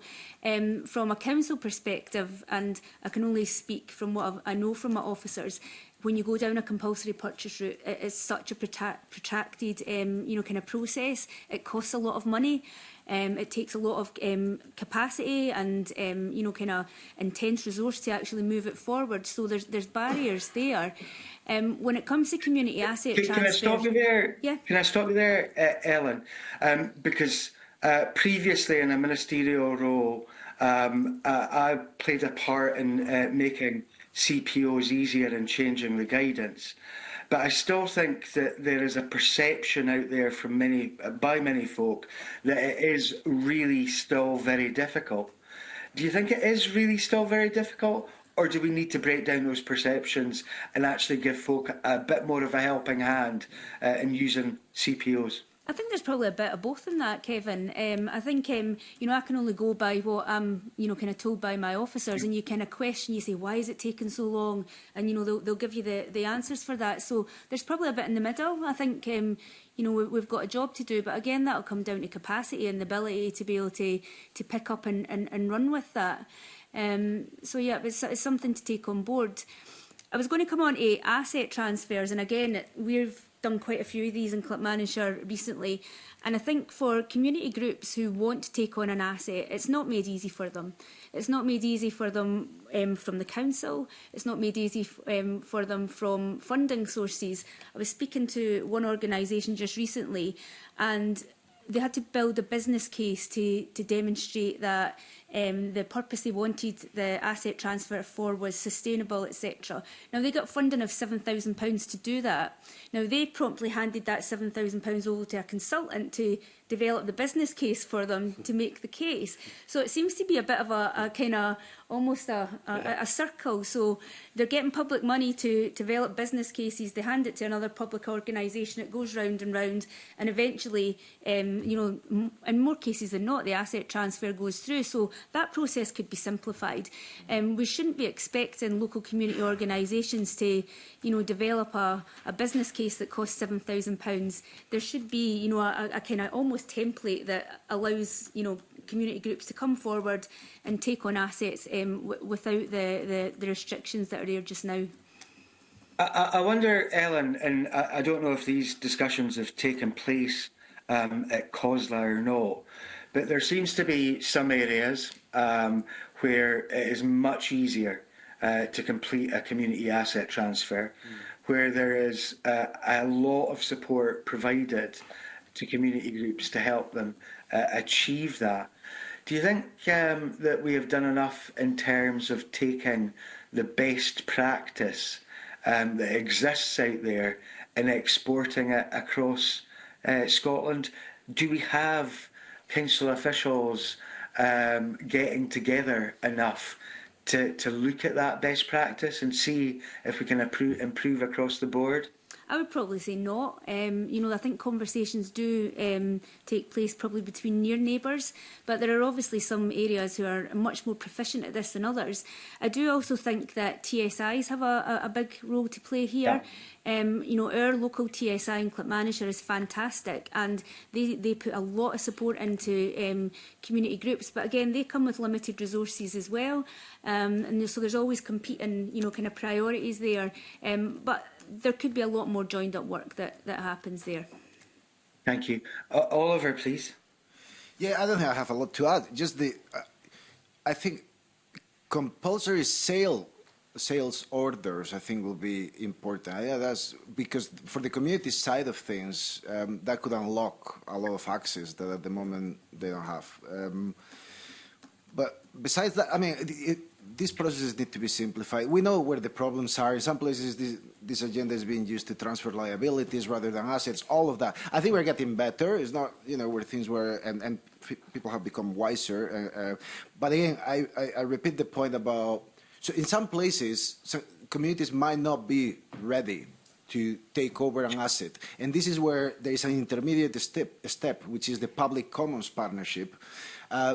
just now in North Edinburgh, in Granton, there's an area that is being regenerated, the former industrial estate, mega project where the council is partnering with the local community to create a really impressive, they have a really impressive plan for a circular economy with lots of community-owned and businesses, social enterprises, all kinds of interesting things happening.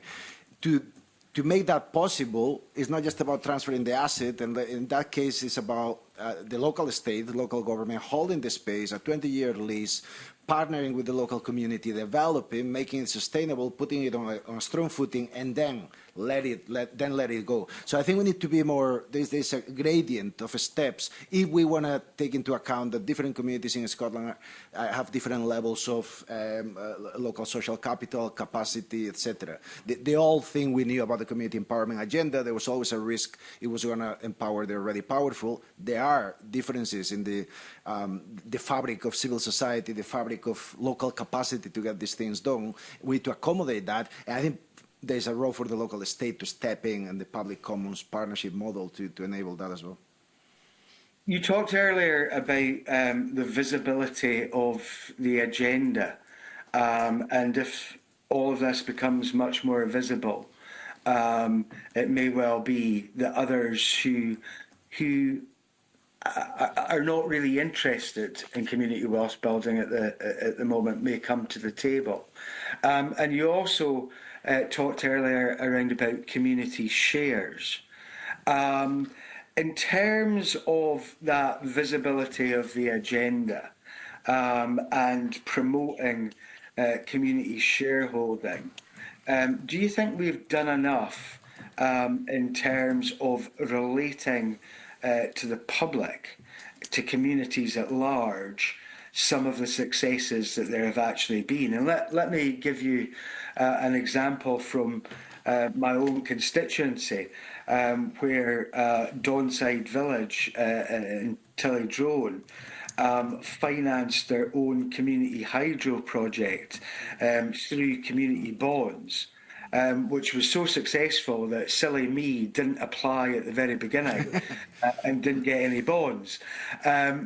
Do we do enough in promoting those successes and showing to communities throughout the country that, you know, this can be done with a little bit of help?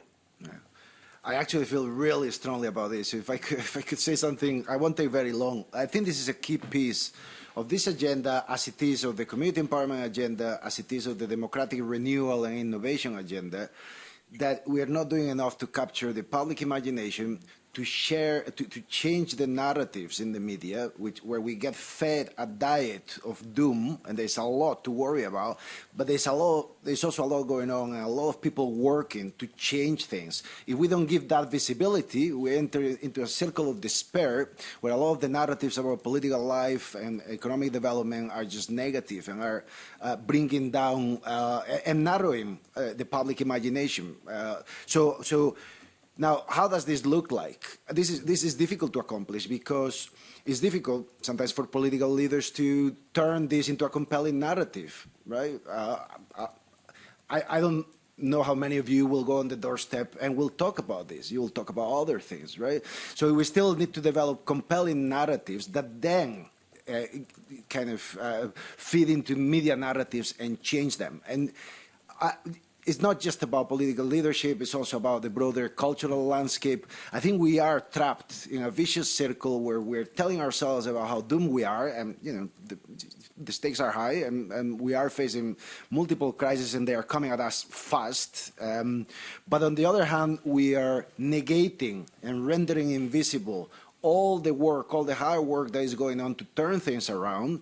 And unless we make that visible, we're not going to mobilize the critical mass needed for that side of the equation to succeed. So there's a big role in changing narratives, in communicating this, in building, in sharing a collective vision, and so on. I think political leadership is part of it, but cultural and kind of developing the public imagination through the media is another big piece.